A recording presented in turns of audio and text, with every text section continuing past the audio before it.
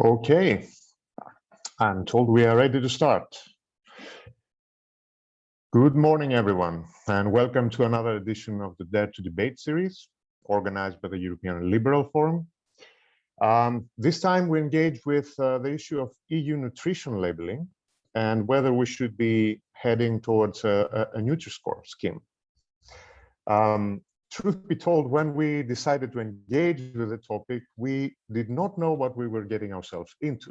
I mean, personally, I was used to seeing people become passionate about human rights, social and economic inequalities, conflict, international conflict. But it turns out that Nutriscore can also steer some hotly contested debates. And that's fine. That's perfectly fine. And it is understandable too, because Nutri-Score involves a very familiar tension for Europeans between a need to harmonize market practices across a single market and the need to respect the vast diversity of national, regional, local cultures that is actually so characteristic of our continent. In other words, under its apparent technical nature, there is also a cultural dimension of Nutri-Score. And so I would like to say that in this respect, Nutri-Score is a very European problem, let's call it, a very European problem.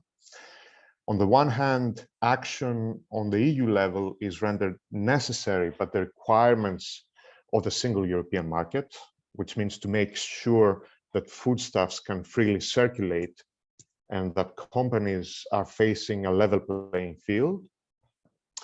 And on the other hand, for Europeans, food is not just about nutrition and health. It is a social practice. It touches upon our identity. Food has a huge importance for national and local cultures that cannot be dismissed. That said, I believe that we all have the same objective here today, and that is to provide information, to find a way to provide information to consumers and give them more choices for a healthier and more sustainable diet. It is the way to do that which we will be debating here today. In this exercise, scientific evidence should be our primary guide, obviously. But as it usually happens, the public discussion also around Nutri-Score contains misconceptions or misunderstandings, and of course, real political differences as to what should be the role of the EU in relation to diets. So, faced with a very European problem, we come up with a very European response, and that is to debate, to discuss. Dialogue can and should clarify things. And this is why the ELF, the European Liberal Forum, is organizing this debate today. So without any unnecessary delay from my part, I'm giving the floor to our keynote speaker for today, Annelies Sibony, Professor of EU Law at the Catholic University of Louvain, who will be setting the scene for the debate to follow. Once again, thank you very much for joining us, and I hope that you will find this event useful for your work. Annelies, the floor is yours.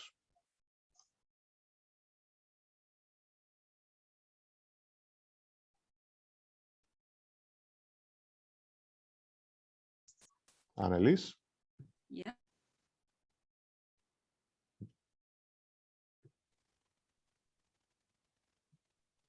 You can also turn on your video now. Yes, thank you for having me. So I'd like to introduce this this debate I'm looking forward to by making 4 points. The first is about science, lobbying, and policy, as our host has just introduced. The second will be about the internal market and EU harmonization. Then I'll say a few words about smart labeling and finish with next steps. So first, I think Nutri-Score is a wonderful case study of a multi-level dance of science, lobbying, and policy. In the UK and in France, the science emerged in part as in a policy-driven perspective. Scientists asking themselves, what can we do to help the cause of promoting healthy eating? So already there science and policy are intertwined. Then industry lobbying questioned the science, asked for more studies, then ran them in a way that scientists deemed unscientific, and one of our panelists is well placed to tell us more about this story. This happened in France between 2014 and 2017, and it resulted in successfully delaying legislation for 3 years. And not only that, but lobbying combined with the requirement of EU food labeling law resulted in a government recommendation rather than a mandatory labeling scheme. Now, one thing which I find interesting is that lobbying brings scientists to join the fray. They have to lobby for the science to be heard. It really forces scientists out of their ivory tower mindset. They can no longer do the science and believe that when people will read, reason will prevail. No, science no longer enjoys epistemic superiority in the policy conversation. Now, you could say it distracts energy from doing science, but it has good aspects too. We are witnessing new ways, emerging ways of disseminating scientific findings. Now, turning to the internal market and to EU harmonization, it is clear probably to everyone here that if Nutri-Score were mandatory in one member state, it would create barriers to trade. But these barriers to trade could probably be justified under Article 36 as necessary and proportionate measure to protect human health. So there is a case for regulation at EU level.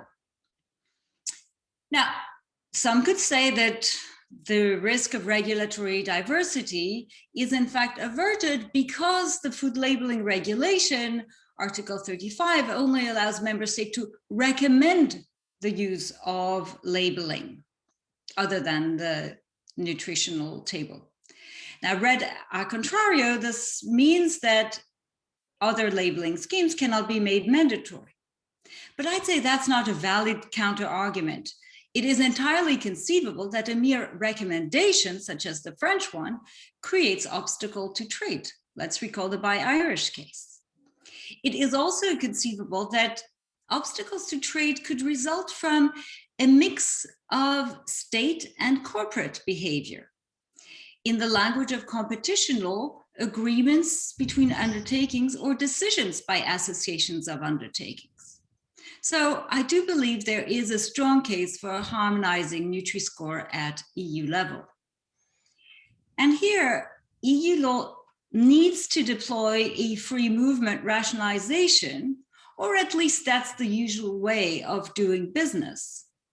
But let's not forget that the real political objective, beyond free movement of crisps and sausages, is the promotion of healthy eating habits.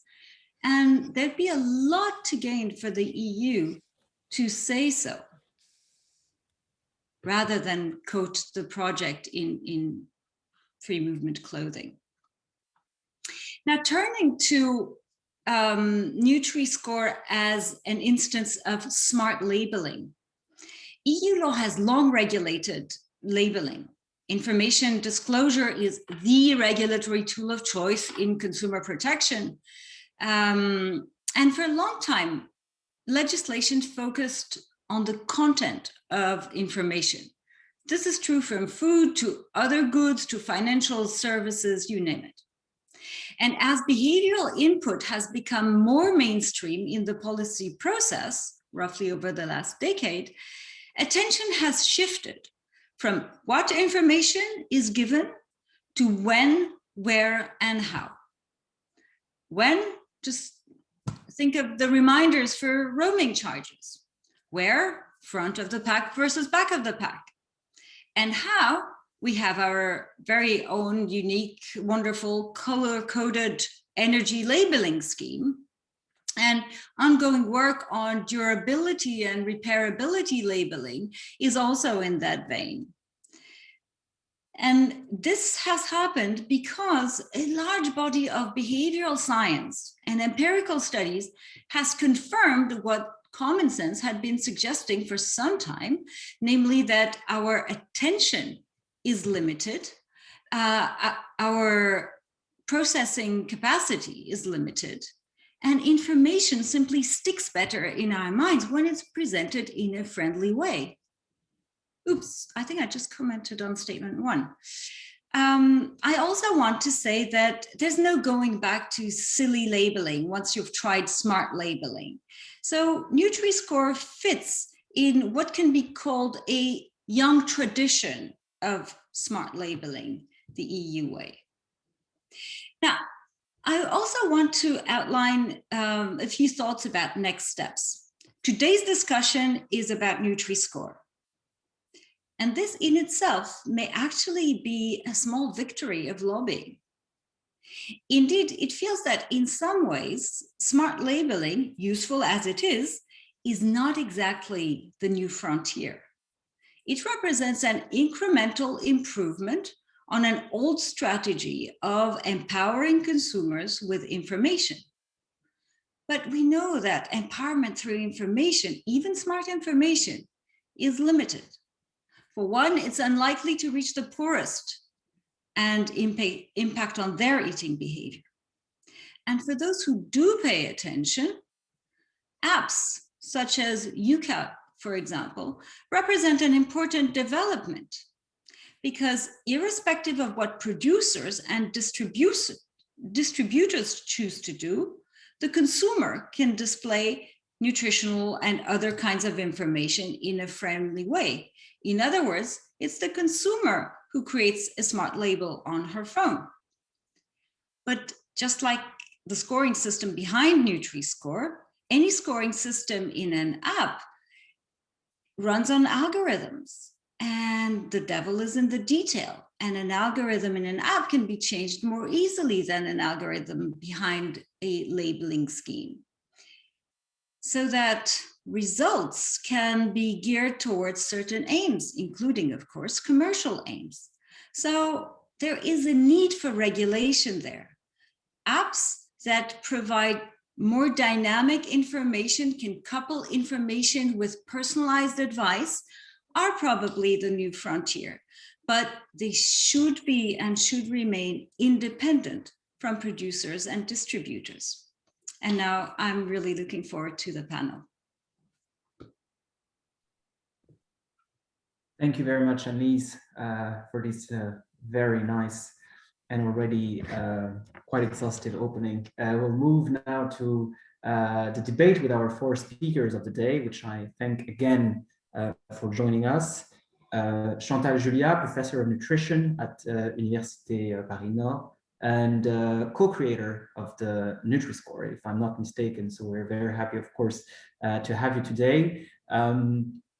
Emma Calvert from the BEUC, the Voice of Consumers in the European Union. Adrienne Vasquez-Lazara, member of the European Parliament for the Renew Group. And finally, Bruno Men from Copa Cogeca, representing farmers and agri-cooperatives in the EU. So we'll now move, and I want to remind all our viewers that they can use the Q&A little window at the bottom of this Zoom session to ask questions, and that our speakers can take up questions at any moment if they want, in the framework of their answers and addresses. So first of all, with the maybe least controversial of our three statements today, but we'll see about that. Do consumers need this smart labeling? Do they need simplified? Do they need evaluative information? Do they need to be told what to eat or not? If I want to be a bit provocative. So let's hear what our four speakers have to say, starting with Professor Julia. Thank you very much. Thank you very much for this introduction, and I'm very happy to participate in this debate. So in terms of, do consumers need simplified, evaluative, and interpretation of the nutritional information at the front of the pack? There's a general consensus within the scientific community that interpretive front-of-pack labels should be promoted in a comprehensive public health nutrition strategy. The WHO considers front-of-pack labeling as one of the best buys policies to tackle nutrition-related diseases. Research and consumer response to nutritional information shows that the current nutrient declaration is poorly understood. Nutrient information is provided as a detailed list, a table of figures, and their interpretation requires a high level of health and nutrition literacy. So it's not easily accessible, and in particular for vulnerable groups who do not understand nutritional terms like saturated fats or sugars, or can't interpret the values that are provided. Interpretive front-of-pack labels fill this gap by translating the information into ready-to-use labels that are particularly important in constrained environments like purchasing situations, which are operated in a very limited time frame. Food choices in stores usually are made in a matter of seconds with limited capacity to have an in-depth comparative evaluation of nutrient content. Research shows that interpretive front-of-pack labels help consumers better understand the nutritional value of different types of foods and orient them towards healthier food purchases. Not all interpretive formats have the same salience or impact in terms of consumer behavior, and therefore comparative studies are required to identify the most effective scheme. For now, research suggests that summary and graded labels, just like the Nutri-Score, are the most helpful to help consumers identify healthier products, and more particularly in vulnerable groups, which is very important in order to have an equitable policy in nutrition. Thank you very much. Emma, you have the floor. Maybe also if you want to broaden the perspective on other fields than nutrition, you're free to do so, of course. Okay, thank you very much. I think I will be echoing a lot of what Professor Julia mentioned there, because do consumers need simplified and evaluative information? In our opinion, yes, they do. There is well-documented evidence that shows that consumers find current food information, which is provided on packaging, to be difficult to understand. And concurrently, consumers have been shown to like and appreciate front-of-pack nutrition labeling. For example, our Dutch member a couple of years ago, they conducted a consumer survey which found that a significant majority of consumers, so almost 3/4 of consumers, said that they wanted to have a front-of-pack nutrition label on the packaging of the food that they see in the supermarkets. And the reason being is that it's not easy for consumers at the moment to use the food information which is provided on packaging to compare between products.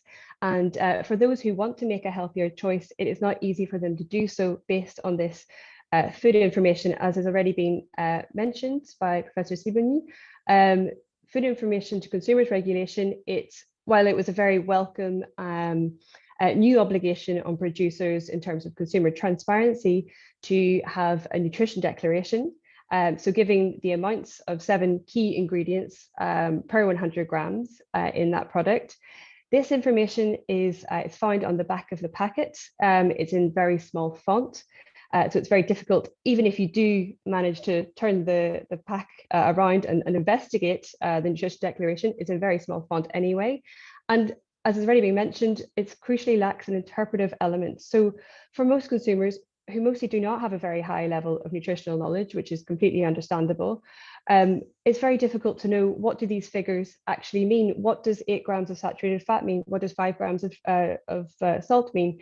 It's difficult for them to know that without an interpretive element. And that's why we support and have been long been supporters of color-coded front of pack nutrition labeling in the EU, mandatory as well. That's a very important point. It should be mandatory. And the EU Commission produced a report last year which recognized that the majority of studies, of scientific studies, suggest that evaluative schemes which use color coding, especially color coding with graded indicators such as the Nutri-Score, are the most helpful in helping consumers, regardless of age, regardless of culture, regardless of socioeconomic status, in helping them to choose healthier choices. As was already mentioned, we know that consumers make purchasing decisions in a matter of seconds. We all live very busy lives. We don't want to spend any more time than we already do in the supermarket investigating the back of pack to try and compare different nutritional products. So that's why it has to be an intuitive and easy to understand at a glance front of pack nutrition label, which can help consumers make those healthier choices in the supermarket. Thank you. Mr. Vasquez-Azara. Good morning to everyone. Thank you very much for having me here. I'm connecting from Galicia, which is one of the main agricultural regions of Spain. For me, the big debate that we are having at the European level is how can we harmonize a single level at the European level. It's not an easy task. It's a great challenge to deliver a system where European citizens can read and interpret the nutritional values of the same product in the same way. And it's a challenge that we have to bring in all the stakeholders, from producers to customers, to try to develop a good system that, for me, doesn't have to educate citizens. What it has to do is to empower consumers to make good decisions. And this is where I think Nutri-Score fails. I don't think that simplification does. I think that simplification does not necessarily imply better or more information to the consumer. What Emma said about not spending a lot of time in the supermarket, I don't think that's legislator who has to tell people how much time they want to spend or not. And I don't think that simplification with just a few colors is a better way to empower them to make a good decision. I think it falls a little bit more into paternalism and telling them what they should eat and what not. The only thing here is I think that Nutri-Score may be a good starting point to try to harmonize this, but at the same time, I follow something that the European Commission members has recently stated, that it's true we have to harmonize the system, and it is also true that if member states they rush towards defining one labeling model, is not a good decision if at the end of the day what we're trying to do is do one European modeling. Going back to Nutri-Score, I think that the algorithm does not take into account a lot of factors that I think that important in many products, like positive properties of vegetable fats or the level of processing of the foods that we are eating, for instance. Also, I think that this oversimplification, since consumers are told that a green product is healthy and a red one is unhealthy, in my view, what it does is create a dangerous path also on supermarkets and how they show the products that they sell. I have recently been in Belgium, where I live most of the days of the year, and I see supermarkets that they push you to try to buy only those products who are an A in Nutri-Score, while penalizing those that they are not using the system, like they are unhealthy. And I don't think that's the way forward. Also, I think that we have other issues that we need to put into account when we want to develop this labeling from the quantities, that I know there is a lot of scientific research behind how much quantity we have to use in terms of defining which product is good or bad. But I also believe that from a very consumer point of view, I will never think that drinking 100 milliliters of olive oil is the same as drinking 100 milliliters of a light soda. So those are the things that I think that they may mislead the consumer, and it affects the labeling of, or at least the labeling that Nutri-Score is trying to push forward. Other things that we want to make into account is those products that they are mono ingredient, like olive oil that I just said, or Spanish ham, or honey, that they usually don't get very good colors in Nutri-Score, or those products that they are only made up of 2 or 3 natural ingredients. We can take cheese, for instance, that basically is milk, rennet, and salt, or those products who are coming from a how do you say in English?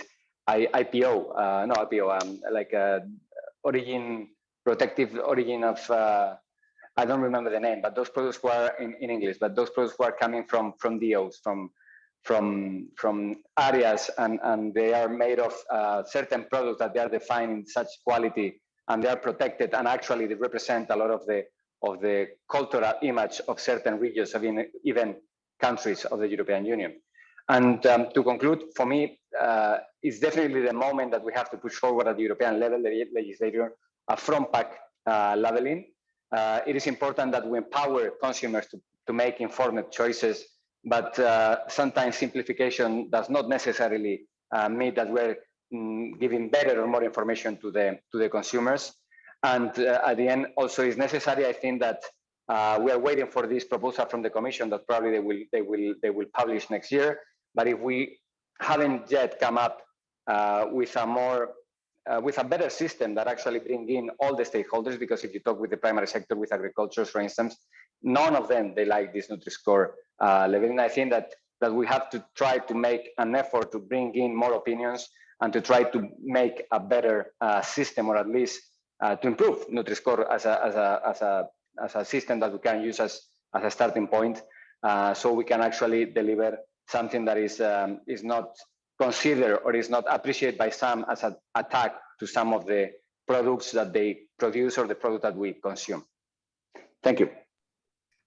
Thank you very much. We've already touched upon some of the topics that are upcoming on Nutri-Score itself, and how it works and how it is tested. So we'll come back to that. Now we'd like to give the floor to Bruno Men, precisely from the agricultural sector. And what does the agricultural sector think of providing simplified information to consumers?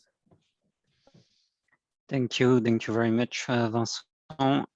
So indeed, I represent Copa-Cogeca, so we represent farmers in agri-cooperative in Europe. And so regarding the question, do consumers need simplified and evaluative nutrition information in form of front-of-pack nutrition labeling system that would be harmonized at EU level?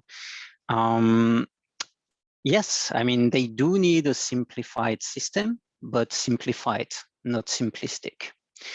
And they do need an evaluative system, but we need to be careful about an evaluative system, because not everybody has the same type of diet. Not everybody eats the same type of food products. So it needs something that is flexible to adapt to everybody's type of diet.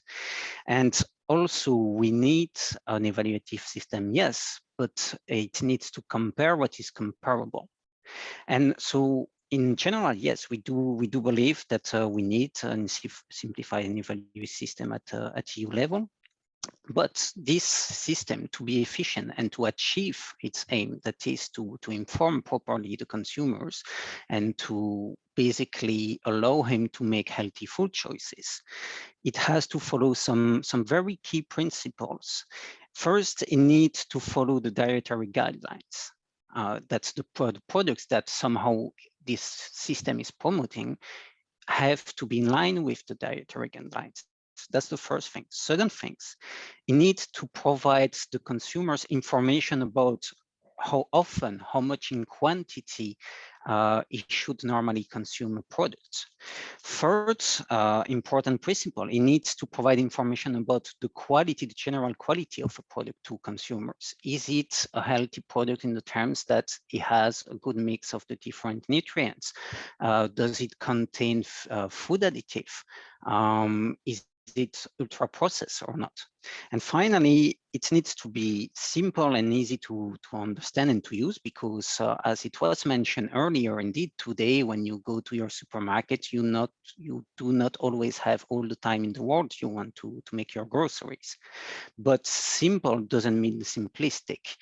And there, I would like to focus on the Nutri-Score with those 4 key principles. And when you look at them, the Nutri-Score doesn't answer to those key principles.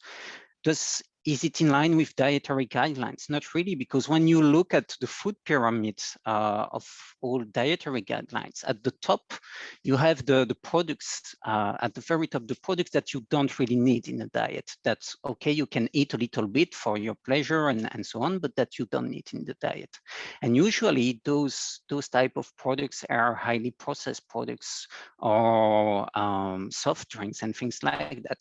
All those products that actually benefit from a very good Nutri-Score, because more than 50% of the Nutri-Score with A and B are ultra-processed products. So here, following dietary guidelines, not entirely. Then provide information about the frequency, the quantity of a product, how much you should eat, because of course, and we fully recognize that there are a lot of products that are very important in diet, but that you shouldn't eat too much. But the issue that we have is that with the Nutri-Score, you only use one system to compare products that are not at the same place in the food pyramid. And because basically you compare all of those products on this 100-gram basis, that means that you don't provide information on the quantity, because how can you compare, as it was said before, olive oil with Diet Coke on the same quantity basis? It just doesn't make any sense. So you need a system that provides information on frequency and that compares what is comparable. Then you need also info on the quality of the product, so the third principle. And there, with the Nutri-Score, it doesn't take into account the level of processing of the products, while we know that actually obesity is quite strongly linked with the increase of consumption of ultra-processed products. So here we see clearly an issue, and it doesn't take into account also all the things that are food additive, which is also quite important for the quality of the product.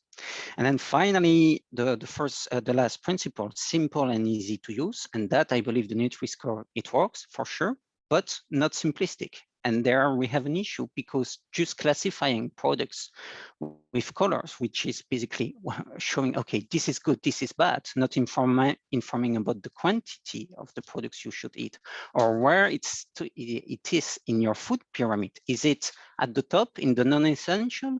Is it something, an element that is at the basis that is really important? We don't know. And that's an information that we miss in the Nutri-Score. So to summarize, we are in favor of a system for consumers, front-of-pack nutrition labeling, that would be simplified and evaluative. But we do not believe that the Nutri-Score matches with the key principles that the system should have in order to match and to be able to deliver on its key objectives. Thank you very much. Thank you very much. Before we continue with, again, the loop of speakers, we've conducted a small, very representative at the European level poll during this event, asking our viewers if they believe that consumers need simplified and evaluative nutritional information in the form of a front-of-pack label. And the answer is overwhelmingly yes, 83%, which seems to be also the opinion of most of the speakers here. Everyone agrees that we need some sort of reform for labeling. The question is which one? And we'll come to the specificities of Nutri-Score in greater details. Before this, I would like to come back to Professor Julia and Ms. Calver on the question of precisely paternalism. Is Nutri-Score paternalistic? Should we tell people what to eat or not? Or should they let be free? Is Nutri-Score a paternalistic tool? Professor Julia, you have the floor. Thank you. Thank you very much. I think that the Nutri-Score is only translating the nutritional declaration that is at the back of the pack. And coming back to what has been said, it's very interesting to see that some of the speakers do tend to say that it does not say anything about processing, doesn't say anything about additives, doesn't say anything about geographical location. No, it doesn't. But the nutrient declaration at the back of the pack does not either.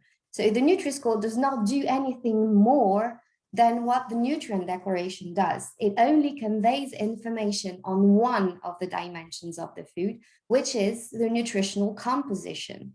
It doesn't, you can't make it say more than what it says right now. And in terms of paternalistic or not, the idea is to convey the information as transparently as possible using the information that is at the back of the pack and provide it to the consumers. Then they select whichever food they choose. It's not, the Nutri-Score provides only a relative assessment of the nutritional quality of the product. Is it healthier or less healthy?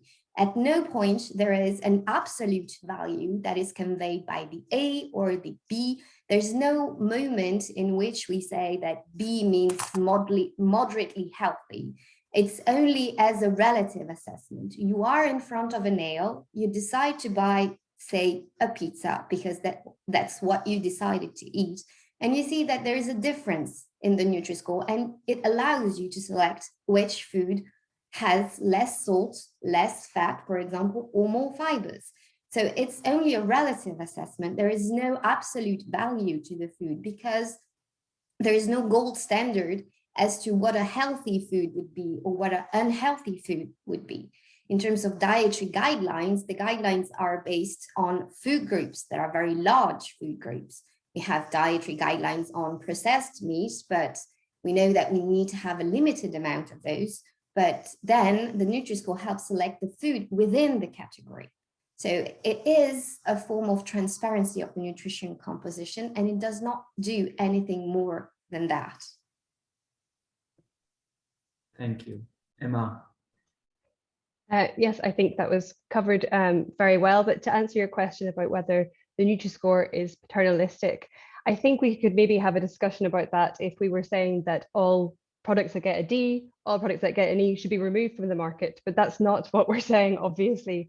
We're just saying that consumers should be provided with this information so that when they're in the supermarket, they have the choice to be able to either consume fewer products that have a D or E, or maybe limit their consumption of that, the amount that they consume. So I cannot see that it's a paternalistic policy tool. It's merely there to help consumers make a healthier choice if they so wish. And it's something that we know that consumers are asking for. They are demanding more information in this regard. Maybe we'll come back to it later, but just to address, I heard this, the issue of processing coming up, and I've seen it a lot on social media that certain products, certain processed foods are highlighted when they have a good Nutri-Score, to suggest that the Nutri-Score grades ultra processed foods better than any other front of pack nutrition label. If you look at the data, in fact, this actually it does not turn out to be the case. The vast majority of ultra processed foods receive a red or an orange score. They do not get an A or a B. There was a database of 220,000 products which looked at this and found that the Nutri-Score is actually very well aligned with recommendations, dietary recommendations to limit the consumption of ultra processed foods. Thank you.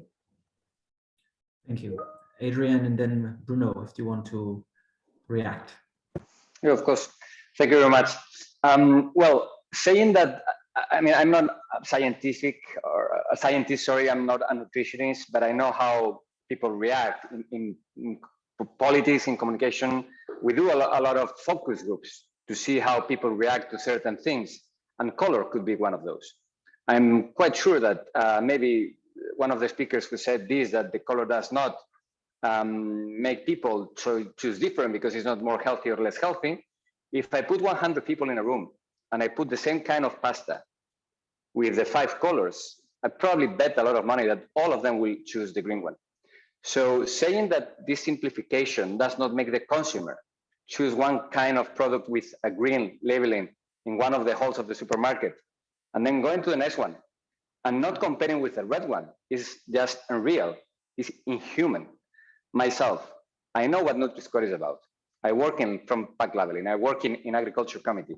The other day I was in a supermarket and I went to pick up a juice, which was made of fresh fruit, no additives at all, but it had been frozen to a certain temperature because to keep it more days or something. And it had a C in Nutri-Score. And then I went to one of the freezers and one juice who had additives for color and for keeping it good, it had an A. And even myself, that I know what Nutri-Score is about and I know how to read most of these levels, I had the doubt saying, what is wrong with this fruit, with this juice that is made up with fresh fruit? So if I'm getting that kind of internal debate, most of the customers, they're gonna have the same.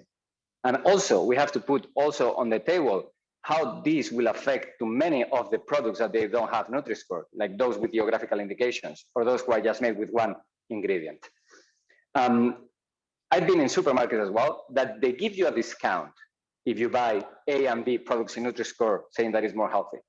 So you're creating already a huge barrier for many consumers that maybe they are not that well informed, thinking that just what Nutri-Score saying AB is the more healthy thing, and what is red is the not healthy thing, because it's natural, it's how we humans react to this kind of marketing.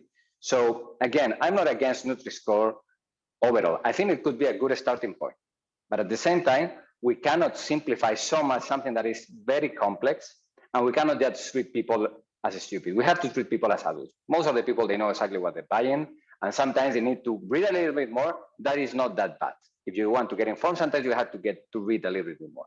So that's the only thing that I want to put now on the table. Thank you. Thank you very much. And right before I give the floor again to Bruno, just to taking into account also the time, we'll move directly to statement 2. And Bruno, you can just, if you don't mind, blend everything, reacting to what has been said, and also, do you think that is there a better alternative on the market of labels, if I may? Do we have other labels that are then more suitable than Nutri-Score? So we'll launch the second poll on statement 2 for our viewers regarding the effectiveness of Nutri-Score compared to other existing front of pack labels. And Bruno, you will have the floor, and then we'll go back to Chantal, Julia, and Emma, and so on. And of course, we'll be very interested to know precisely how has been the Nutri-Score tested? What do these studies say? Has it been tested in supermarkets? I just saw a question from our viewer saying that there was no evidence in real supermarket for Nutri-Score. Is that really the case? And I think it's going to be very interesting to hear everyone on this issue. Bruno, you have the floor. Thank you, Vincent. So first, to go back on the question, is it a paternalistic system? And there, I would like to go back on the first thing, which is, in order not to be paternalistic, you need to provide the right information to the consumers and then let him make the choice. And as Ms. Julia said, she was saying that, okay, the Nutri-Score is based on the nutrition declaration at the back of the pack, and so it does not provide information on the level of processing, on food additive, and so on. And she underlined the fact that it's a relative system, and that it's for the consumers to relatively compare what is healthy and unhealthy, and that there is no absolute. But when you provide a system that uses red and green, you do provide a system that for the consumers is absolute, because for the consumers, he will not think that way. He will not know that it's only about the fibers, the amount of fat, sugar, and salt. No, he will take it as an absolute, and that's why we have an issue with this system, because it's oversimplistic while it's not providing the full information for the consumers to make their own choice. Then regarding is the Nutri-Score the most effective amongst existing front-of-pack nutrition labeling? I would change the question, because the question is not, is it the most effective among the existing front-of-pack nutrition labeling system? The question, is it the right front-of-pack nutrition labeling system that we want in the EU? Because basically, if we take the decision now to take a system that will be in place for all EU, it will be in place for years. So it will influence consumers' behaviors and diets for the next decades. So we should ask ourselves not what is the right system in what is existing at the moment. We should ask ourselves what is the right system point. And maybe we should look into developing a new one, and maybe partly based on the Nutri-Score, that could be a possibility. I don't know, but that's what we need to look at. And if we compare it with the other front-of-pack nutrition system, because come on, I will not avoid to answer the question. What we see right now, the two other systems that come to my mind is the Keyhole and the Nutri-Info. And I don't believe that either of those tools are the best and that they are the one solution. But what I'm certain of, it's that Nutri-Score, we have a lot of issues with it. First, it doesn't allow to compare similar products. Because when you want to choose what would be the best vegetable oil or spread fat that I would need, you cannot compare between the similar products because they all have the same Nutri-Score. So that's a real issue. Then also, Ms. Calver said that most of the products that are promoted are not ultra-processed products. It might be true that a lot of ultra-processed products are not promoted, but when you look at the A and B scores, 50% of them are ultra-processed products. So there again, there is an issue with that. Then there is the info about the quality, the fact that we miss information about other important issues that the consumer need to be informed to make a healthy choice. Ms. Julia emphasized the fact that it was relative and that it was only translating the information at the back of the pack. But if we do provide consumers information that guides them in their choice of healthy or unhealthy, we need to go further than choose the amount of sugar, fat, and salt and fibers. We need to go further than that. So I do not believe that it's the right system. Thank you very much.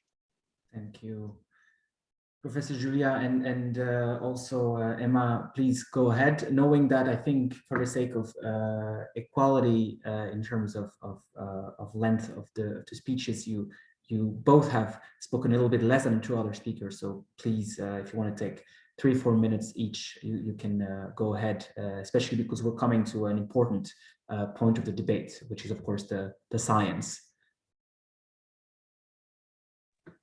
So, Emma, I hope you don't mind if I take the floor. In terms of, is the Nutri-Score the most effective scheme existing? So currently, the Nutri-Score is the most validated system currently available. As I said, it does translate elements that appear in the nutrient declaration using a scientifically validated algorithm, taking into account the information for which we have substantial evidence of their relationship with health. The algorithm has been evaluated in large cohorts with hundreds of thousands of participants, and the results of these studies show that people consuming higher amounts of products that would be less well classified in the Nutri-Score are actually at higher risk of developing cardiovascular disease, cancer, or weight gain. So there is a scientific basis to use the algorithm underlying the Nutri-Score, as it could contribute to prevent nutrition-related diseases. And nutrient content for the moment is the element for which we have the most evidence in terms of science, because we have more than 20 years of epidemiology behind us.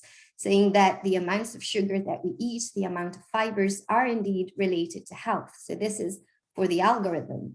In terms of the graphical format of a front of pack label, there are two main elements that may be evaluated. First is preference that Emma touched upon, meaning how consumer reacts to the system. Do they like it? Do they appreciate? Do they accept the information? And second is performance, meaning do consumers actually use it in purchasing situation, and does it improve the nutritional quality of their shopping cart? So while preference studies may have some value, performance of a system is the most important aspect to assess. And in particular, it needs to be assessed in comparison with other formats, because we know that any type of format is better than the current situation with only the back of pack information. So for the Nutri-Score, the performance has been extensively evaluated in multiple settings, and it has been investigated in comparison with multiple formats, either currently in use in the world or those that were proposed during the consultation period in France, so experimental labels. So most of these research studies show that the Nutri-Score is the most efficient to help consumers compare the nutritional quality of various products, identify healthier products, and identify less healthy products. Experimental and real-life setting studies in supermarkets have shown that it's associated with an improvement in the nutritional quality of purchases, with a reduction in the purchases, for example, of sugar, of fat, or saturated fat. So simulation studies have also been put out that suggest that it may help reduce significantly the burden of nutrition-related diseases. More importantly, the studies that were performed, experimental studies that were performed, show that the Nutri-Score is equally effective in vulnerable groups, meaning that it's an equitable policy that will help maybe reduce social inequalities in health, because we do know that vulnerable groups are those that are most at risk right now of overweight, obesity, or cardiovascular disease.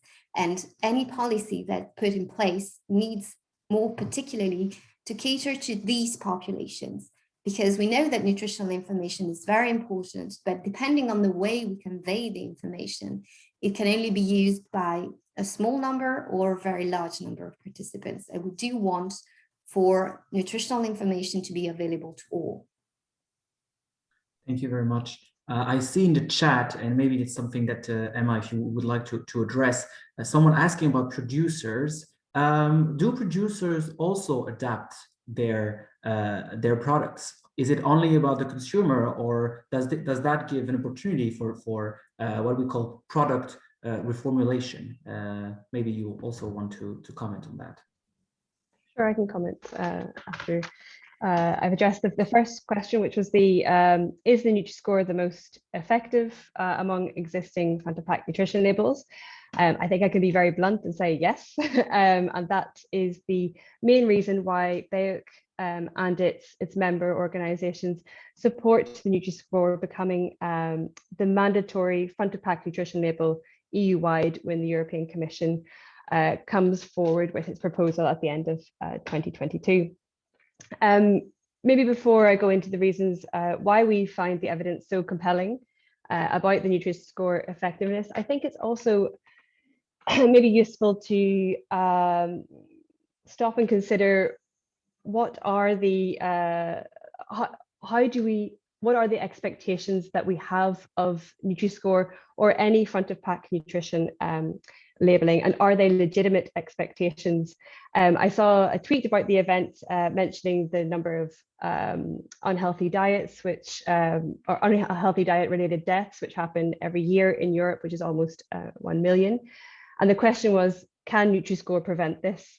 And I think we have to be honest in that no Nutri-Score or no front of pack nutrition label can prevent all these diet-related deaths, nor can we expect it to. But what we can expect is that a front of pack nutrition label, which is well designed and well evidenced, can contribute tangibly to an effective obesity prevention strategy. We know that there are many, many different factors which contribute to the food environment and the obesity crisis that we are experiencing today in Europe. So it's very important that we have many policy tools available and are used to help tackle this problem. And front-of-pack nutrition labeling is an important tool in that regard. It's recognized as a key priority policy tool by the World Health Organization. And we're really encouraged that an increasing number of member states are also beginning to recognize the importance of nutritional information tools such as front-of-pack nutrition labeling to help their consumers make a healthier choice. It's really important to remember that 1 in 2 adults in Europe are obese or overweight, and we already have 1 in 3 children. It's important that we do as much as we can to help consumers make healthier choices. But in terms of the evidence around the Nutri-Score, as I said, it's a very robust body of independent scientific evidence, which has been peer-reviewed by scientific experts. There are around 50 scientific articles which have looked at very many different aspects of the Nutri-Score. So in terms of the algorithm underpinning the Nutri-Score, as Professor Julia Chantal mentioned, the validation of the graphical format, so how it looks, the color coding with the graded indicator, but as well, we've also seen that it's been tested in different European countries to see how different consumers from different countries react. And in all of these studies, we've seen that the Nutri-Score is the most effective in helping consumers to not just say that they have understood a food label, but it has been shown to increase objective understanding. So the purpose for which the label is designed is being achieved. And as was mentioned already, the purchasing intention by consumers has also been demonstrated quite well with the Nutri-Score, including in real life supermarket trials, which is a very rare type of trial to occur. But this showed that shoppers' baskets, the nutritional quality thereof did improve using the Nutri-Score, including for lower income consumers, which, as already mentioned, is especially important because they tend to be the most at risk of becoming overweight or obese, whilst also simultaneously having a lower level of nutritional knowledge. So this was all very compelling evidence for us to support Nutri-Score as the new mandatory front-of-pack nutrition label in Europe. Thank you. Thank you very much.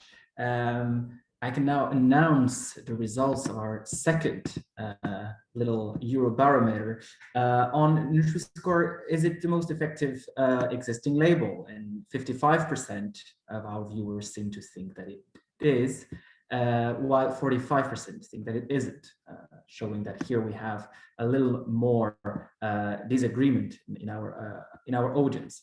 And without further ado, we'll move to the third statement here again to keep with our timing, and we'll go directly to Adrian and Bruno on the question of let's now move not entirely from science, but let's move to the more cultural issue.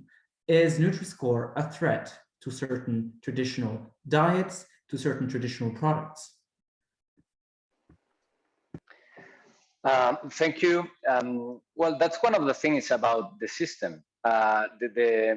The question that you pose now to the audience on if it's the best system that we have, I would say is the least bad, maybe, which is other way of looking at it, and it doesn't include important things such as human behavior on how we make decisions, or what you just said, how it could impact to traditional products that they mean a lot to many regions and countries in the European Union. So for me, saying that is the least bad of the system we have doesn't provide me enough information or arguments to say that it has to be the one that we have to try to push forward at the European level in the front-pack labeling legislation that we have to work on in the next year. So that's what I'm always saying. Nutri-Score could be a good starting point, okay, but it has a lot of flaws. It has a flaws. It doesn't take into account human behavior when it comes to consume or when it comes to how we buy groceries. It can create a lot of misleading decisions to many consumers on the supermarkets. And we have seen that in many supermarkets already in the countries where Nutri-Score is already there. It's going to affect a lot to small producers or small agricultures. It's going to affect them a lot. It's going to affect a lot to those products who have geographical indications. It's going to affect a lot to those products who are made with natural products like cheese. And then we see that, of course, if you just take into account those nutritional values, you are making the game of the big companies, agri-food companies, that they are actually behind this labeling. Because of course, they know how to manage the algorithm, so they have really good results on the A and B labeling. So yes, if we want just to make the game of those big producers, probably Nutri-Score is the best one so far, but they want to include all the factors that they should define from pack labeling at European level. No, it doesn't. Because we have to include all those factors to make a good decision and to empower consumers and citizens, not to educate them. And then the last thing, I'm very surprised that at the beginning I see speakers in this panel saying that it's not about telling people what is healthy or unhealthy. It's about nutrition. But then next intervention, and they talk about helping citizens or consumers to choose between the more healthy and the less healthy products. So I don't see a lot of coherence in many of the things that we're discussing today. But anyway, just to finish again, it's not that I am against Nutri-Score. I think it could be a good starting point, but it needs a lot of improvement to actually become a good tool for society. Thank you. Bruno. Thank you. So is the Nutri-Score a threat to certain traditional diets? Yes, right now the Nutri-Score is a threat to traditional diet because, for example, for the geographical indication, which is at the base of many traditional diets, basically GI products, they cannot reformulate because they have to follow a very strict list of criteria and recipe to benefit from those geographical indications. So for them, it's impossible to reformulate. Single ingredient products, they cannot reformulate because it's only one ingredient.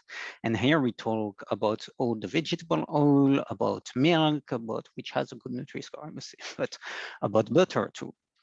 Then so it's a threat for this type of traditional diet. And what is important to underline here, it's that for those products, so those traditional products, it's impossible to reformulate.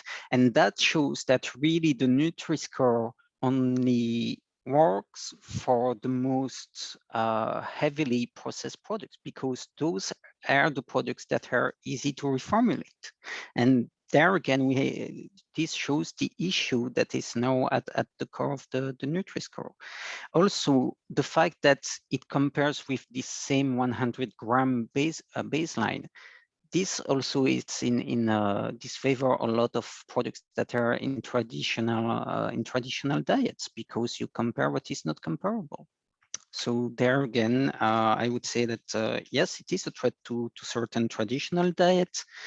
And at the moment, the Nutri-Score cannot provide what we are looking for consumers, which is to empower them with the right information to make their choice about food. Thank you very much. Thank you. Chantal and then Emma, you have the floor. Thank you very much. So this question of, is Nutri-Score a threat to certain traditional diets? Again, the Nutri-Score is a direct translation of the nutrient declaration at the back of the pack. It should not be interpreted as a substitution to dietary guidelines, but rather as a complementary strategy. Their objectives are completely different. Dietary guidelines provide the structure of the diet in terms of frequency or amount of consumption of large food groups, fruit and vegetables, dairy, processed meats, etc. The aim of the Nutri-Score is below this because it's encouraging substitutions within a food group, orienting choices towards foods with less salt, less sugar, or less fat. The Nutri-Score is generally aligned with dietary recommendations because foods which should be promoted, in particular fruit and vegetables or whole grains, are better classified than foods that have high fat, salt, or sugar content. And within food groups, the Nutri-Score shows the very high variability that there is, because in general, within a given food group, there are at least 3 colors of the Nutri-Score, showing consumers that there's a margin of improvement in food choices. I would like to stress that traditional diets should not be confused with traditional foods. A large number of traditional foods are high in salt, fat, or sugar. Processed meat, cheese are very high in salt and fat. France produces a large variety of both of these, but these products are all part of a traditional diet, but they're usually consumed in low amounts or low frequencies. And this is reflected in dietary guidelines. Most dietary guidelines say that processed meat should be consumed in limited quantities. So this is entirely aligned with the way the Nutri-Score actually classifies them. So the nutritional composition is only one of the dimensions of the food, and the Nutri-Score only assesses this particular dimension. As I said, the nutritional composition is indeed associated with health, so we can make an inference as to what the nutritional composition may help or not identify foods that are more or less healthy, to respond to one of the claims that was made. But the quality of the ingredients, the origin or production are not necessarily reflected in the nutrient composition of the food. They are a separate aspect, and they should not be conflated with the nutritional composition. The Nutri-Score does not provide information on the origin or the quality of the ingredients. It's only a transparency system in order to access the information on the nutrient composition. And transparency on the nutritional composition is a key aspect, and it should not be denied because a product has a traditional value. We all know, when we have enough education, that cheese indeed is high in fat and salt. But translating this information is also important in order to assess the importance of that food within the diet in terms of quantities or in terms of frequency of consumption.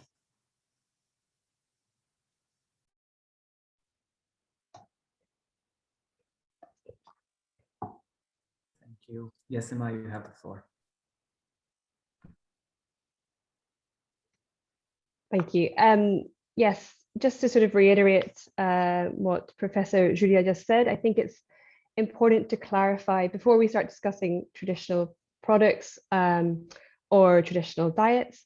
I think it's important to clarify that whether a product has been produced according to a traditional recipe or a certain method of production, it does not then naturally follow or necessarily follow that a product will be nutritionally superior to other products that have not been produced in that way.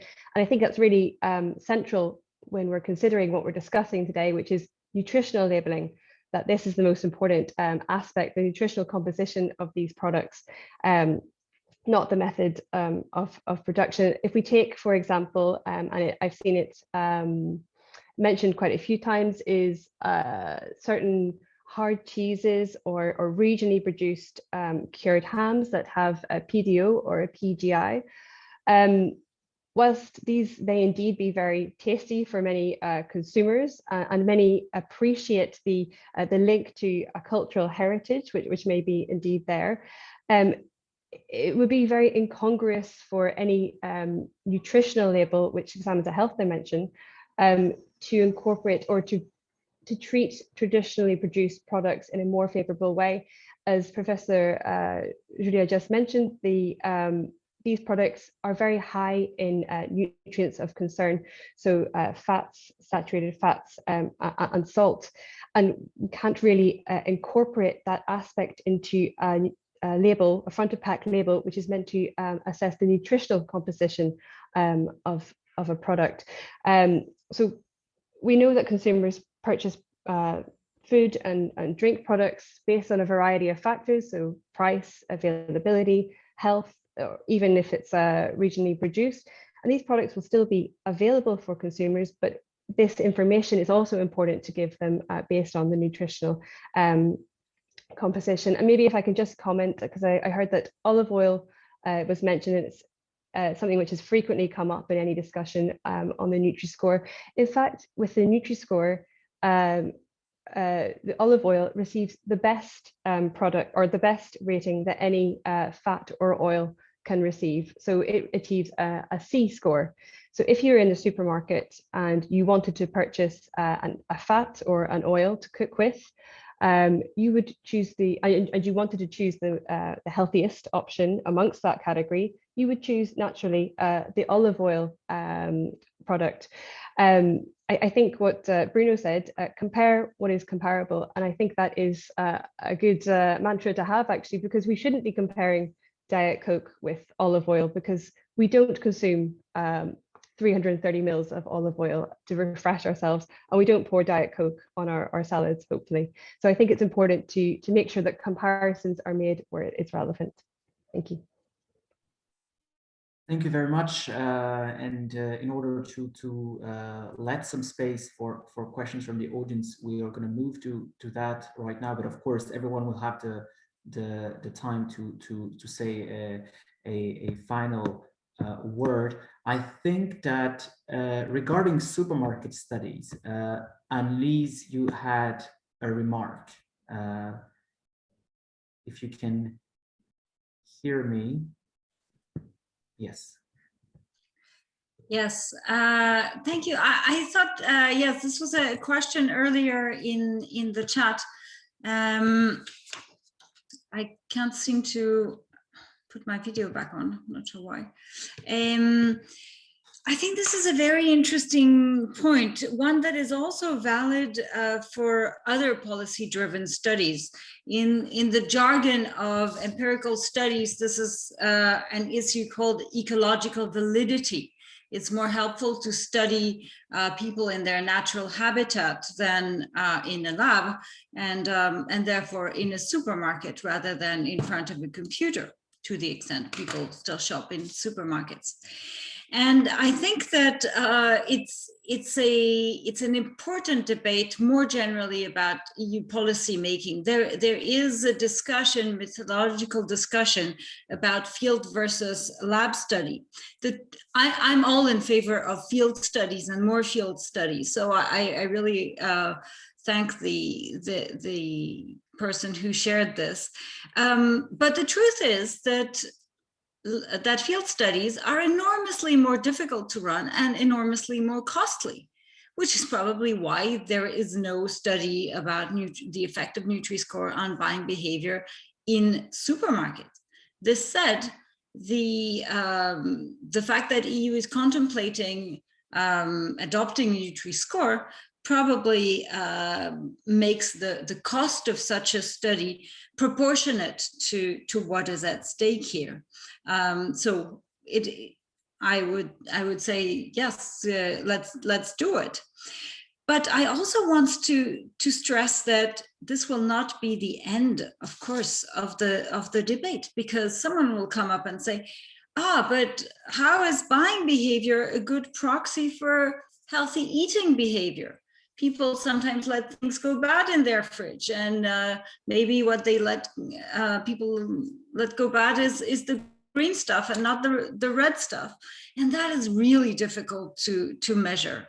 So I think this is a note of caution that yes, we want the best possible available evidence, but at the same time, and of course, lobbyists know this very well, asking for more evidence is also an effective delaying tactic. Thank you, Annelise. So I see we have two questions which are quite technical. So I'll address them primarily to Professor Julia, but of course everyone that has something to contribute can afterwards.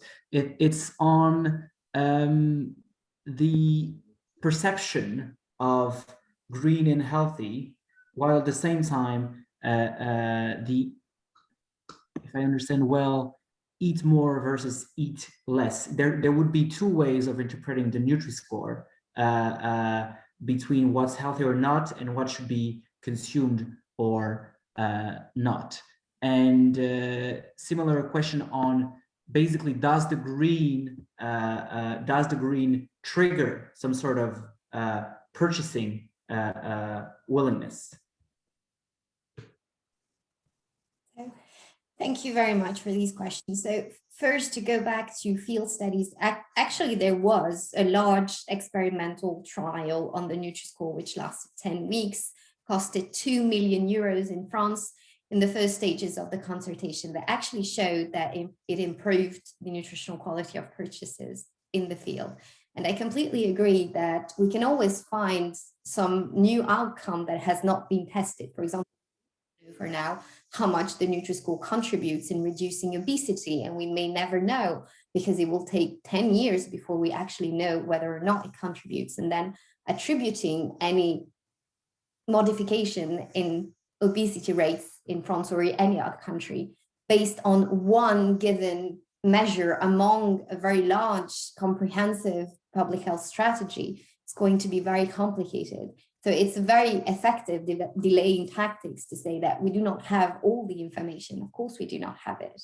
We may take some time to have it, but it does not preclude that we should stop having any form of measure at all in order to help consumers identify healthier products. In terms of how the Nutri-Score should be interpreted, I think it's very important to understand that the Nutri-Score in itself should not be used alone. It is important to be accompanied with educational elements, meaning how do I use it?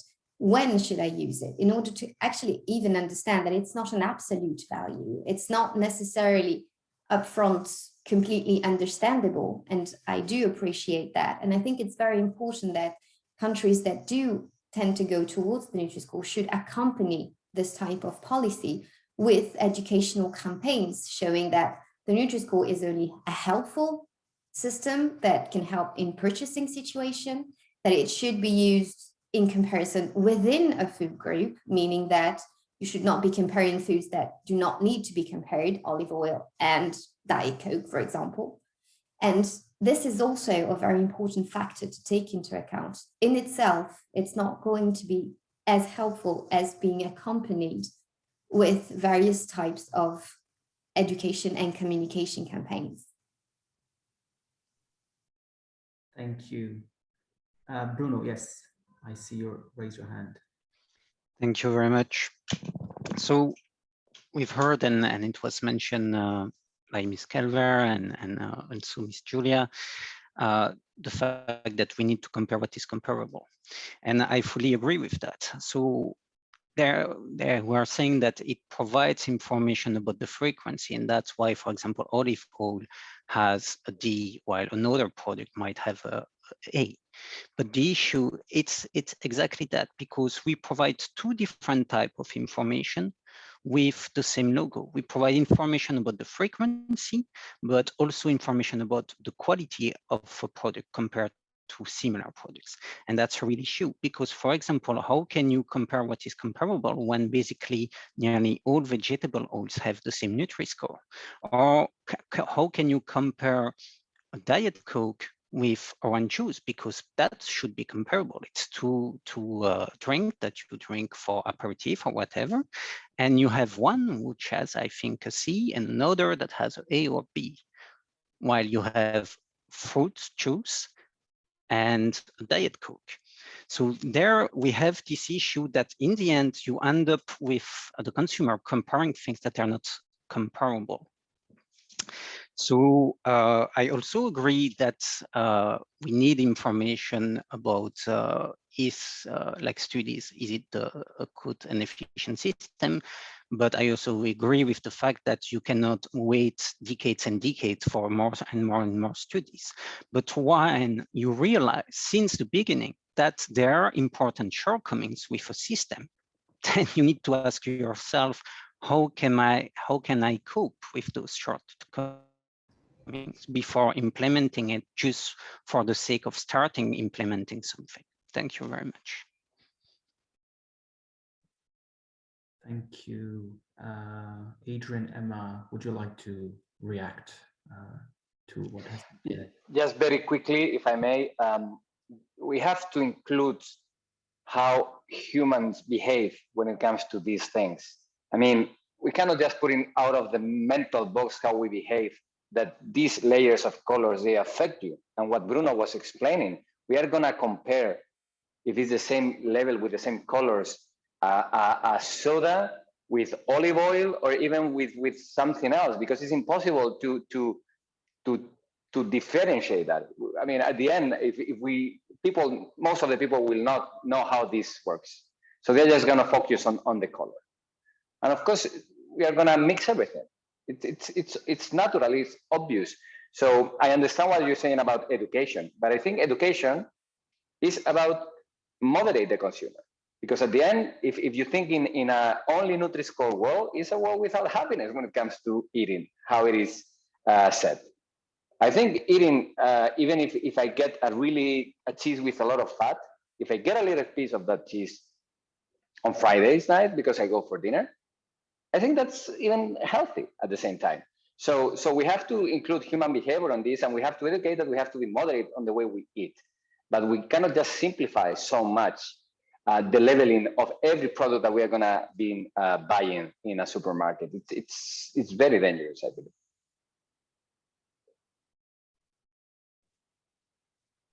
Thank you.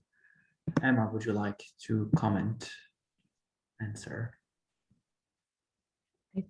Is my video working? It's not Yes. showing. Oh, okay.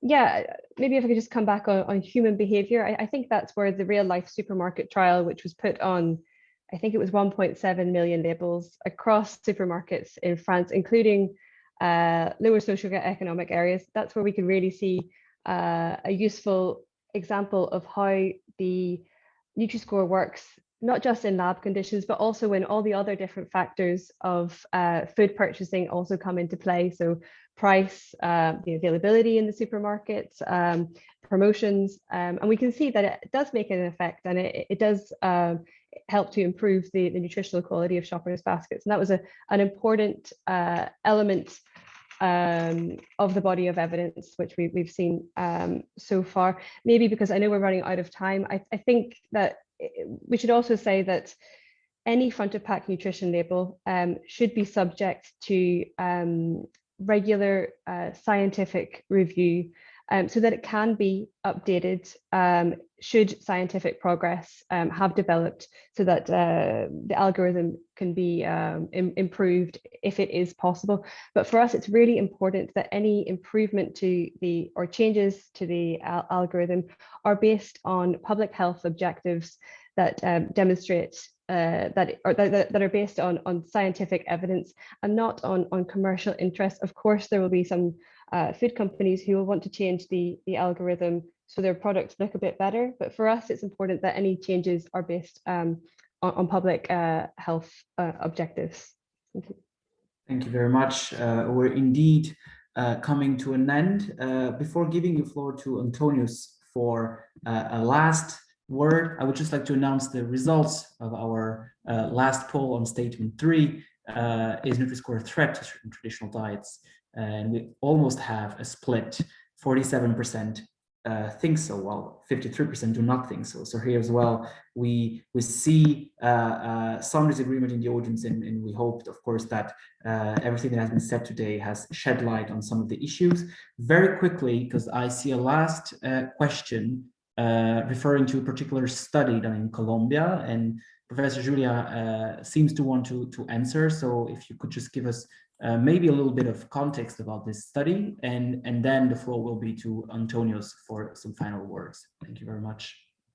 It's just to, in that particular study, indeed, there was an increase in the calories content of the foods that were purchased, but the difference was not significant in terms of statistics. So it is an issue that should be investigated further, but it's not necessarily the result of that particular study. What it showed was that the amount of proteins increased, that significantly the other types of elements were not statistically significant. There was a decrease in sugars and in an increase in sodium, but all of these were not statistically significant. There are currently field studies in cafeterias going on in France, because there is an experiment about extending the Nutri-Score in catering. So we may have some information on these particular studies during the year that would provide some more information as to how does this translate in terms of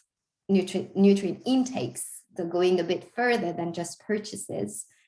And we should go a bit deeper into that. I think just to conclude on a note that is similar to that of Emma, there is room for improvement in the Nutri-Score, and indeed we should take into account the new elements of the scientific literature. Yes, for now, the Nutri-Score of fruit juices, which contain sugar and free sugars that should be limited in the diet, according to the WHO, receive a lower grading than artificially sweetened beverages.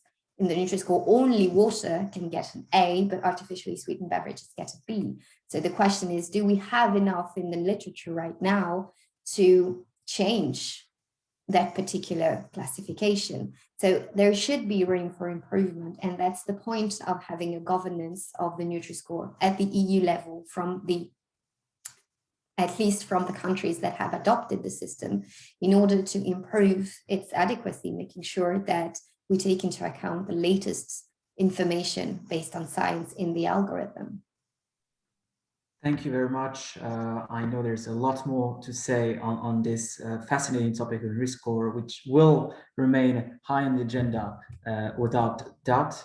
And I pass the floor to Antonius for some very final words of thank you. And of course, thank you very much to everyone. Yes, thank you, Vincent. Yeah, the first thing that we have to do is to thank the speakers. Then this task of summarizing the whole debate in 1 minute, this difficult task is up to me. What I can say is that, as expected, and as we could also see from the polls, in principle, we all agree that some sort of a system that provides information to the consumers need to be in place, need to be set up on a European level. That was clear.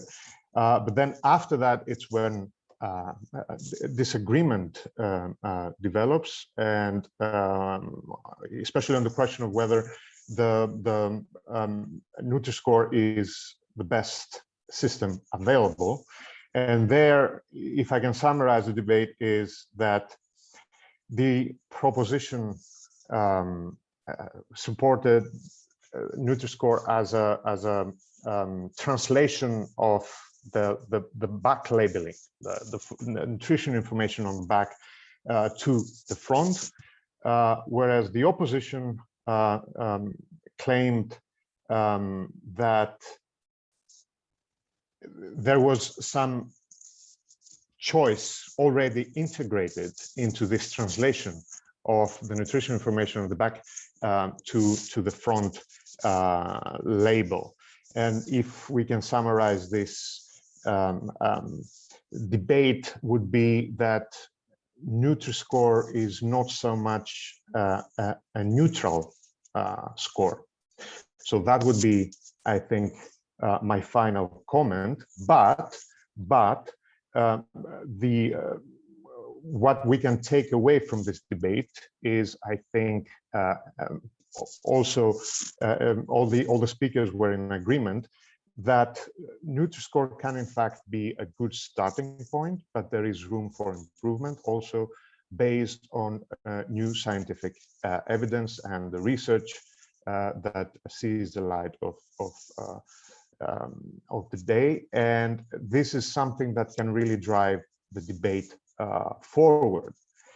And so with this, I will leave everyone, and I will also ask to subscribe to our newsletter, follow us on social media in order to see what's next, what follow-up we have on this topic and other topics. And thank you very much for your attention and for your participation. Thanks a lot. Have a nice day.